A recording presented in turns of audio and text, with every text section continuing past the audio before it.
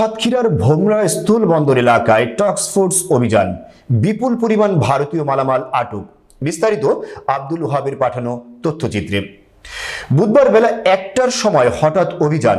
উক্ত অভিযানে বিজ্ঞ এক্সিকিউটিভ ম্যাজিস্ট্রেট জনাব অতীশ সরকারের সাথে 3 জন বিজিবির পক্ষ থেকে সাতক্ষীরা ব্যাটালিয়ন 33 বিজিবি এর সহকারী পরিচালক মোহাম্মদ মাসুদ রানা এর সাথে 15 জন বিজিবি সদস্য এবং পুলিশ সদস্য 2 জন উপস্থিত ছিলেন।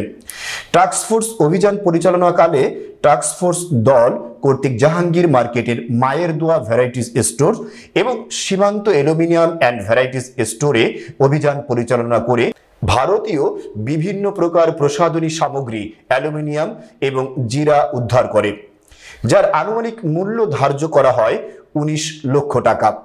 এ সময় দোকান মালিকগণ উক্ত মালামালের বৈধ নথিপত্র প্রদানে ব্যর্থ হওয়ায় বিজ্ঞ এক্সিকিউটিভ ম্যাজিস্ট্রেট কর্তৃক মায়ের দোয়া ভ্যারাইটিস স্টোরের মালিক গোলাপ নবী বিশ্বাসকে 10,000 টাকা এবং সীমান্ত অ্যালুমিনিয়াম ও ভ্যারাইটিস স্টোরের মালিক আবু বকর সিদ্দিককে 2,000 টাকা, সর্বমোট 12,000 টাকা জরিমানা করেন।